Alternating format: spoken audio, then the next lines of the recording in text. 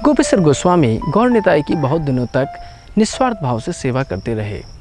जब उन्होंने देखा कि इतनी सेवा करने के बाद भी मुझे कुछ अनुभूति नहीं हो रही है, एक दिन वो वृंदावन की परिक्रमा करने के लिए, गोवर्धन की परिक्रमा करने के लिए गौर निताई की सेवा छोड़ करके चले जाते हैं। जब 3 दिन तक गौर निताई की सेवा नहीं होती है तो गौर निताई गोपेश्वर गोस्वामी के सपने में आते हैं और कहते हैं कि बाबा जल्दी आओ, हमारी सेवा करो, हमने 3 दिन से भोजन नहीं किया है। और इधर गौर निताई ने गोवर्धन पे दूसरे रहने वाले महात्मा को भी सपने में कहा कि आप जल्दी से हमारी सेवा के लिए गोपेश्वर गोस्वामी को भेज दो, हमने 3 दिन से नहीं खाया है। जब उन संत ने गोपेश्वर गोस्वामी से कहा, गोपेश्वर गोस्वामी से तो रहा नहीं गया, क्योंकि इधर इनको भी गौर निताई का स्वप्न में आदेश हुआ था, इधर संत को भी हुआ था।